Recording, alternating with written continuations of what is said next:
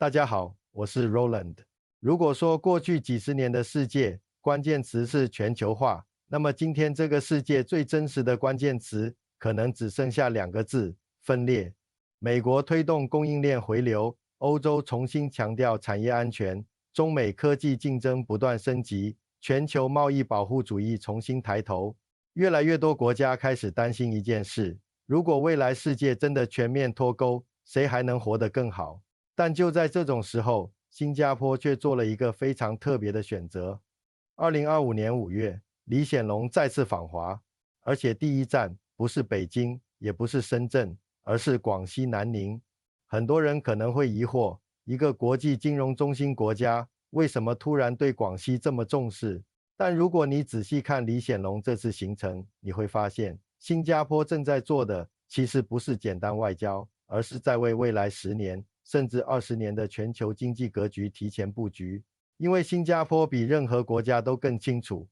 在一个越来越分裂的世界里，连接本身就是一种战略资源。而对于一个没有资源、没有腹地、人口只有几百万的小国来说，连接世界从来不是理想主义，而是生存逻辑。今天这期视频，我们就来聊聊为什么全球越动荡，新加坡反而越强调连接。为什么李显龙这次访华，真正重要的不是政治，而是通道、港口、AI 和供应链，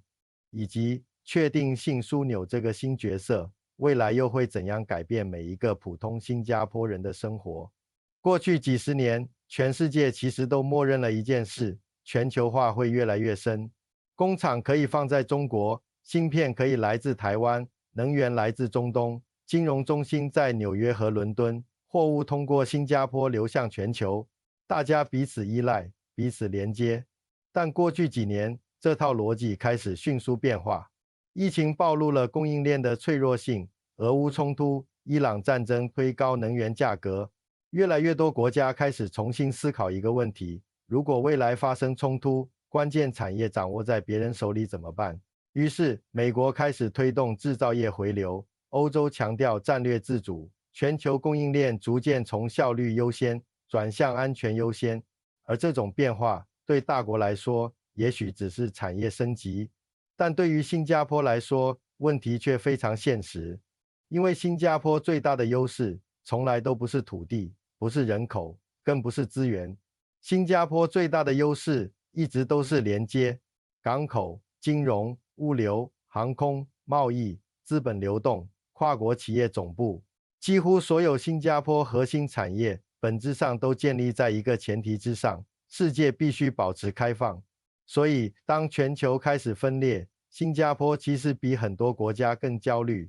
因为如果未来大家都开始筑墙，开始保护主义，开始本土化，那么最受影响的一定是像新加坡这种依赖全球流动的小型经济体。这也是为什么李显龙最近几年不断强调一件事：合作比对抗更重要，连接比脱钩更重要。因为对于很多国家来说，连接只是经济策略，但对新加坡来说，连接本身就是生存能力。很多人看到李显龙访华，第一反应可能是外交，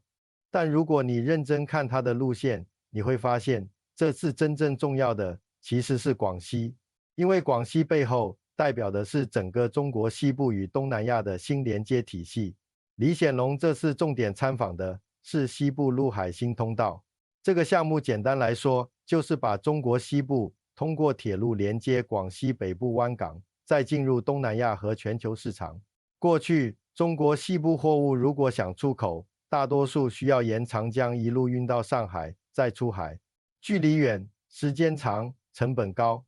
但现在，中国正在重新改写这个路线，货物可以直接从重庆、四川、贵州一路南下，经广西进入北部湾，再连接东盟市场。而新加坡则深度参与了整个体系，包括新加坡国际港务集团 PSA 也长期参与北部湾港合作。很多人可能低估了这种变化，因为这不仅仅是修铁路、建港口，真正改变的是未来整个亚洲供应链结构，尤其是即将在今年通航的平陆运河。这条全长134公里的运河将直接打通西江与北部湾，让西南地区入海距离缩短560公里，运输时间减少约30%。这意味着什么？意味着未来中国西部与东南亚之间的贸易效率会大幅提升，而物流成本一旦下降，背后改变的就不仅仅是运输，而是工厂会重新布局，产业链会重新分工，资本会重新流动，整个区域经济重心都可能发生变化。广西官方有一句话非常有意思，过去广西是中国经济循环的末梢，现在正在变成中国与东盟开放合作的前沿，而新加坡显然已经提前看到了这一点，因为未来几十年，东盟很可能会成为全球增长最快的区域之一，而谁能连接中国西部与东盟，谁就可能掌握下一轮区域贸易的核心节点。所以李显龙这次真正关心的，并不是简单外交表态，而是未来亚洲经济秩序。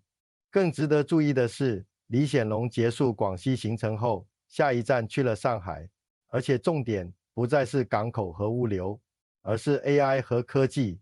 这其实透露出一个非常关键的信息，新加坡已经意识到，未来真正决定国家竞争力的，不只是贸易，还有科技，尤其是 AI。现在全球都在争夺 AI 产业，美国有 OpenAI， 中国有大模型与 AI 产业集群，欧洲、日本、韩国也都在加速布局，因为所有人都知道 AI 会重新定义未来产业链，谁掌握 AI， 谁就可能掌握未来经济。而新加坡的问题在于，它没有超大市场，也没有庞大人口，所以它不能靠规模竞争，它只能靠节点价值竞争。什么意思？就是让自己变成全球最稳定、最可信赖、最容易连接资源的地方。这也是为什么新加坡这些年一直疯狂吸引高科技人才、家族办公室、跨国企业总部以及 AI 企业。因为未来真正有价值的国家，不一定是最大的国家，而是最能连接资本、人才、技术和市场的国家。而确定性枢纽就是新加坡现在想打造的新身份。什么叫确定性？简单来说，就是当世界越来越乱的时候，大家依然愿意把钱、人才、企业和供应链放在这里，因为这里稳定、安全、规则透明，而且足够开放。这其实也是为什么越来越多富豪、基金和跨国公司开始进入新加坡，因为在一个不确定的时代，确定性本身就会变得越来越值钱。但问题来了，如果新加坡越来越成功，为什么很多普通人反而越来越焦虑？因为确定性枢纽带来的不只是机会，还有竞争。越来越多资本进入新加坡，意味着房价上涨；越来越多高端人才进入新加坡，意味着就业竞争加剧；越来越多跨国企业集中在新加坡，意味着高新行业会进一步向金融、科技、AI 集中。于是，一个很现实的问题开始出现：普通人还能不能跟上这个变化？尤其是年轻人。过去的新加坡，很多人努力读书，找到稳定工作，就能拥有不错生活。但未来，这种模式可能越来越难，因为全球化进入新阶段后，竞争已经不再只是本地竞争，而是全球竞争。你的同事可能来自中国、印度、美国、欧洲，你的行业可能随时被 AI 改变，你的工资可能取决于你是否具备全球竞争力。所以很多新加坡人会开始感觉，为什么经济越来越好，但压力也越来越大？为什么城市越来越国际化，但生活成本越来越高？为什么机会越来越多，但焦虑感也越来越强？因为新加坡正在进入一个全新的阶段。过去的新加坡更像亚洲贸易中心，未来的新加坡可能会变成全球资本、科技、人才与供应链之间的超级连接节点。而这种升级会让整个社会越来越卷，但与此同时，它也意味着，只要新加坡还能保持连接能力，它就依然有机会继续在全球经济里占据重要位置。很多国家在这个越来越分裂的世界里，开始选择筑墙。保护主义、本土化、供应链脱钩，正在变成越来越多国家的新方向。但新加坡不一样，因为新加坡没有资格封闭。对于一个靠贸易立国、靠全球连接生存的国家来说，开放不是理想主义，而是现实。李显龙这次访华，其实释放了一个非常清晰的信号：当世界越来越不确定，新加坡不会选择退出全球化，相反，它会更加努力地成为那个连接不同市场、不同产业、不同资本之间的桥梁。因为新加坡非常清楚，未来真正值钱的不只是资源，而是连接资源的能力。这也是为什么在一个分裂的时代，新加坡经济选择连接本身就是一种战略定力。那么问题来了，你觉得未来10年，新加坡还能继续保持这种优势吗？你认为确定性枢纽对普通人来说会是机会还是压力？欢迎在评论区聊聊你的看法，也欢迎点赞、分享视频，并订阅我的频道。我们下期见。